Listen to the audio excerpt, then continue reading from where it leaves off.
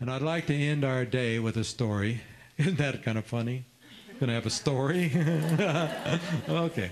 It's about somebody out in the world, not of parenting, not of education, but out there in the world who seem to do this pretty naturally. First of all, I need to tell you that I've been speaking like this since 1977. There was a time in my life when I had more get up and go than I have now, and I was known to give 3 different speeches in 3 different cities on the same day.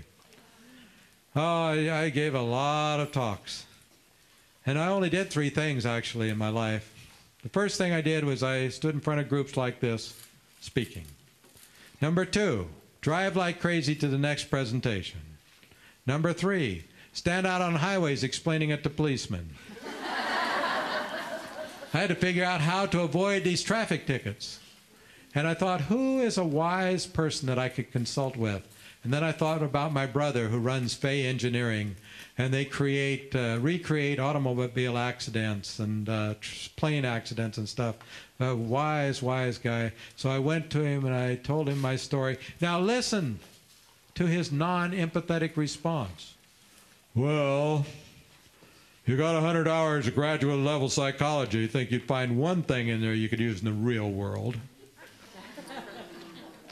What he didn't know is that I took a course specially designed on how to respond to stupid statements like that. It's all about how you you don't misunderstand what they say, you misunderstand the reason they said it. It'll put them on their ear, right? So I said, oh, good idea. I never thought about that. There's got to be an answer in psychology. Thank you. Thought to myself, straighten him out. And then I got to thinking, what if he's right? So I went to talk to my friend, Dr. Foster Cline, the great psychiatrist. And we talked about personalities and how they match up to jobs. And do people who in different kind of walks of life have different views of life? Yes or no? Yes. Now, does a psychologist have a little different view of life than, say, an engineer? Yes. Does an engineer have a little different view of life than a lawyer?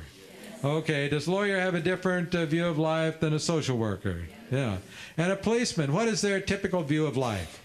Let me give you 2 choices. Tell me which one. One choice is their view of life is people want to do good, but they make mistakes from time to time because they get absent-minded and we need to help them out. Or is it people want to get by with stuff and we have to catch them before they do? Which is it? Okay. So based on that, came up with a wonderful technique. Please do not try this. I'm not going to give you all the components of the process. But I'll tell you this, when I get stopped now, I can come across like the most absent-minded old dude you have ever seen in your life. So thankful I'm being stopped, otherwise I could probably hurt myself out here driving like this. Thank you. 11 warning tickets in a row in the state of Colorado where I live, on a roll. Yeah. And then make horrible mistake. Exceed the speed limit in the state of Texas where they must train them different. I had a big old Texas state trooper put my moves on me so fast I couldn't put my moves on him. He made mincemeat out of me out there on the highway. He gets out of that car, great big old grin on his face, big old head. Hey, Colorado license plate, I bet you're on a trip.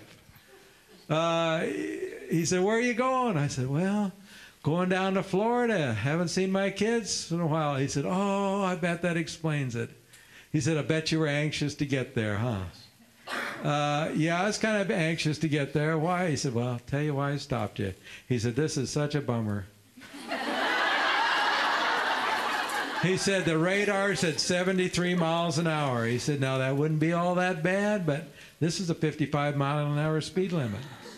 He said, and when it gets that bad, I got to write you all a ticket. Now, don't feel bad. He said, you don't have to go back to the county seat and deal with it. I know you were thinking about that. But he said, the state gives me this letter that I get to give to you.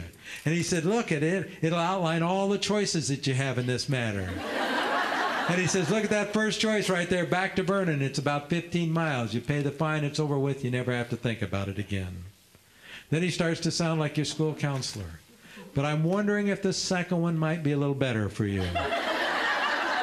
because I'm sure you're anxious to see your kids. You probably don't want to go back. And it just says, try not to worry about this for a couple of weeks. Oh, yeah, he said, just put it out of your mind, and then sometime when you have a little time on your hand, read through there's this little box, and match up the speed and the fine, and then you know how much money to send us. And look at all the choices they provide there. See, they're right there, all the choices. See, they will accept, see, certified checks, cashier's checks, money orders, and cash. It's really up to you. And he turns that over and he says, you know, there's a third choice. A lot of people feel a need to contest these tickets. He said, so on the backside, look there, they've outlined all the steps in contesting the ticket. If you choose that, see, step 1, step 2. He said, you all might want to think a lot about that before you do anything. And look how he lays on a little more empathy on me before he leaves. He said, sure understand a car like this one getting away from me in these long stretches of highway. He said, these big, powerful cars, these straight roads that get them all the time, now you all have a good trip, won't you? You all come back, you hear? And I'm going back to my car and I'm saying to myself, I trained that guy. I get back in the car and I say, I can't believe what I just did out there. Shirley, guess what I did? She said, what? I said, can you believe I just got through thanking him for the crummy ticket? That's what I did. But this guy had my head whirling.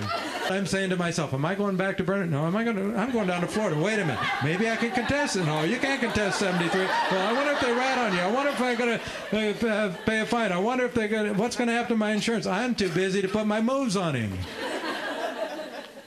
And what about my relationship with him? My respect for him? Still pretty high? Yeah. I haven't sent him flowers yet. But, would you guess he gets a lot less tired out there on the job than the people who try to force their way through? And the techniques that I've given you today, easy to learn, would you agree? Yeah. Work when we remember them, yes? Uh-huh. Change our lives?